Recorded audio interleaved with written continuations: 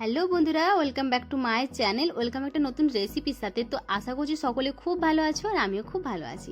তো চলো, আজকে আমি প্রথমবারই চিংড়ি মাছের বিরিয়ানি বানালাম, তো সেটা খুব সহজেই তোমাদের আমি সেটাই শেয়ার করব।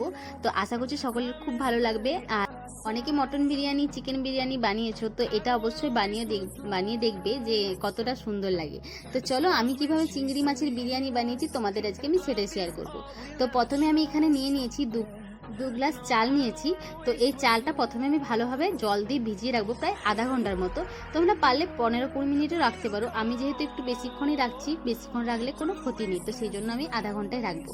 তো এটা ততক্ষণকে আমি ভিজতে দিই। আর এরপরে আমি চিংড়ি মাছটা নুন হলুদ মাখিয়ে নেব। দেখো, চিংড়ি মাছটা খুব ভালোভাবে পরিষ্কার করে নিয়েছি। আর এর সাথে আমি দিয়ে দিচ্ছি হলুদ আর নুন। তো এটা ভালোভাবে মেখে রাখবো প্রায় 10 মিনিটের মতো।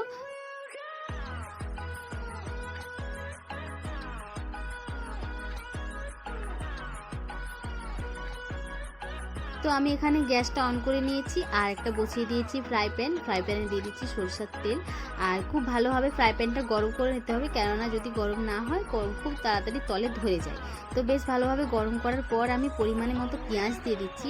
তোমরা যতটা পরিমাণ মশলা খাবে সেরকম পরিমাণ মশলা দেবে। আর যেহেতু বিরিয়ানিতে একটু মশলা দরকার, তো সেই জন্য আমি একটু পেঁয়াজ বা গ্রেভিটা একটু বেশ ভালোভাবেই করব। আর এখানে দেখো, পেঁয়াজটা বেশ ভালোভাবে ব্রাউন কালার হয়ে গেছে। তো এরপর আমি দিয়ে দেবো 1.5 চামচের মতো আদা রসুন বাটা।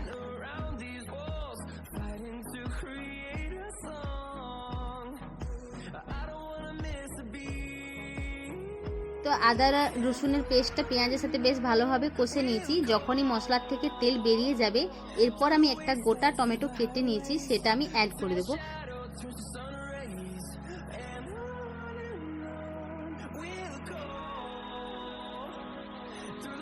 এখানে দেখো, টমেটোটা আমি একটু দেওয়ার পর ভালোভাবে কষিয়ে নিলাম। তারপরে একটু ঢাকা দিয়ে দেবো।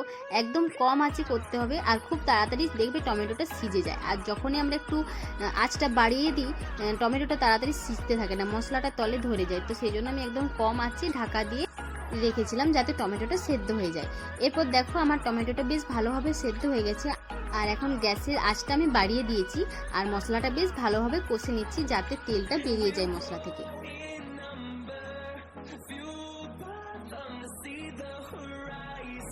তো মোটামুটি সব কিছু আমার ভালোভাবে ভাজা হয়ে গেছে। এরপর আমি দিয়ে দিচ্ছি 1.5 চামচ হলুদের গুঁড়ো।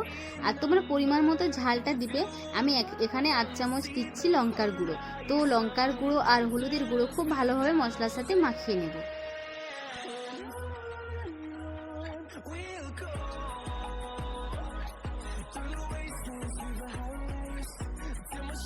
তো এখানে আমি আঁচটা একটু কমিয়ে রেখেছি, কেননা তলে মশলাটা লেগে যায়। তো সেই জন্য একটু আঁচটা কমিয়ে রেখেছি। অল্পখানি জল দিচ্ছি যাতে না তলে লেগে যায়। তো এরপর তোমরা বাড়িতে থাকা যে সব শুকনো মশলা থাকে, যেমন চিকেন মশলা বা মিট মশলা বা সবজি মশলা, যে কোনো কিছু বলতে পারো, বা বিরিয়ানি মশলা, আমি সেটাই দিয়ে থাকি। তো তোমরাও অ্যাড করতে পারো। এখানে আমি যেমন দিচ্ছি, আজকে শাহি গরম মশলা দিচ্ছি, আর চিকেন মশলাটা আমি পরে দেব। তো এখানে তোমরা যে কোনো তোমাদের যেটা তোমরা ইউজ করতে চাও সেটা ইউজ করতে পারো, যেটা একটা স্মেল আসে মানে চিংড়িটার। তো সেই জন্য আমি এখানে শুকনো মশলাটা আমি অল্প পরিমাণে দিয়ে দিলাম। ভালোভাবে মশলাটা কষে নেওয়ার পর আমি এখানে দিয়ে দিচ্ছি পরিমাণ মতো জল। এখানে অল্প অল্প করে জল দিয়ে ভালোভাবে মশলাটা আমি কষিয়ে নেব। এখানে আমি গ্যাসের আঁচটা বাড়িয়ে রেখেছি। আর নুন হলুদ মাখা চিংড়িগুলো আমি এখন মশলার সাথে বেশ ভালোভাবে কষিয়ে নেব। আমি এখানে এখনো পর্যন্ত আমি নুন অ্যাড করিনি। তো এখানে চিংড়িতে যতটুকু আমি নুন দিয়েছি, তার বাদে আমার যতটুকু দরকার আমি সেই পরিমাণে আমি নুনটা নিয়ে নেব। যেহেতু মশলাটা একটু মানে ঝোল থাকবে, তো সেই জন্য একটু অল্প নুন দিয়ে দিলাম। আর নুন দেওয়ার পর ভালোভাবে একটু চিংড়ি মাছটা কষিয়ে নেব। তারপর একটু জল দিয়ে ঢাকা দিয়ে দেবো।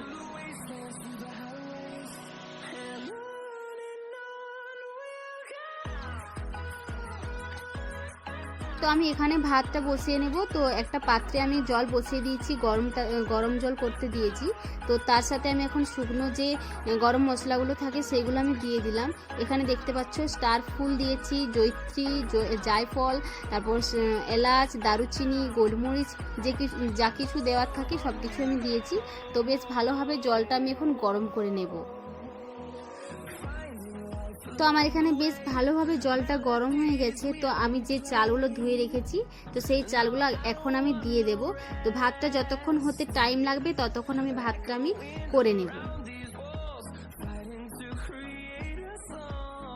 তো দেখো আমার এখানে ভাত হয়ে গেছে আর আমি দুটো পাত্রে আলাদা আলাদা করে রেখেছি যাতে না একটু ঘাটা হয়ে যায়, তো সেই জন্য একটু আলাদা করে রেখেছি। আর এখানে আমি কড়াইয়ে তেল দিয়েছি, এখানে আমি ভেজে নিচ্ছি কাজুগুলো।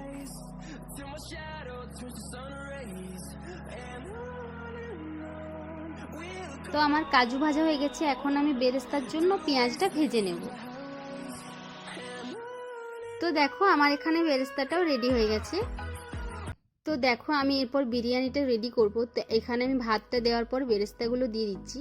তো আমি একটা লেয়ারই দেবো, সেই তো সব বেরেস্তাগুলো দিয়ে দিচ্ছি। এরপর দিয়ে দেব যে ভেজে রাখা কাজুগুলো, সব কাজুগুলো দিয়ে দেব।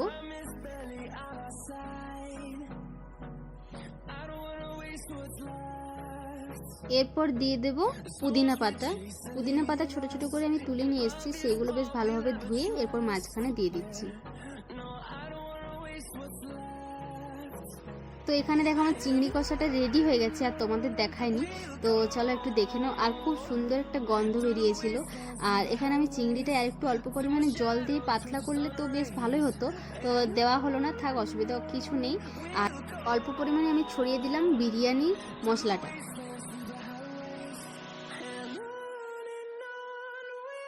তো এরপর আমি চিংড়ি কষাটা ভালোভাবে চারিপাশটা অল্প অল্প পরিমাণে ছড়িয়ে দেব।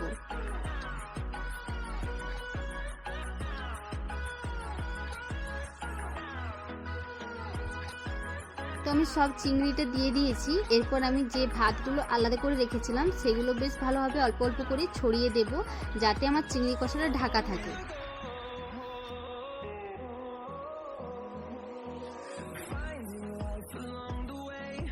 তো আমার সব কিছু মোটামুটি কমপ্লিট হয়ে গেছে। দেখো এখানে তোমরা চাইলে ফুড কালারও দিতে পারো আর আতরও দিতে পারো, সেটা তোমরা স্কিপ করে দিতে পারো, অসুবিধা কিছু নেই।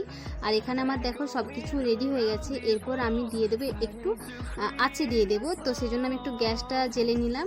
আর বিরিয়ানির যে হান্ডাটা আছে সেটা বসিয়ে দিলাম, তার উপরে একটা কড়াইয়ে জল দিয়ে বসিয়ে দিলাম যাতে না ভাপটা বেরিয়ে আসে। তো এটা চাপা থাকলো আর গ্যাসটা একদম লো ফ্লেমে রেখে দিবে 5 মিনিটের জন্য। ব্যাস আমার এখানে বিরিয়ানি পুরো রেডি। তোমরা বাড়িতে বানিয়ে দেখো কেমন খেতে হয়েছে। আর আমার ভিডিওটা কেমন ভালো লাগলো তোমরা অবশ্যই কমেন্ট করে জানিও। আর যদি ভিডিও ভালো লেগে থাকে অবশ্যই চ্যানেলটিকে সাবস্ক্রাইব করে দিও। আজকের মতো বাই বাই, দেখা হচ্ছে একটা নতুন রেসিপির সাথে।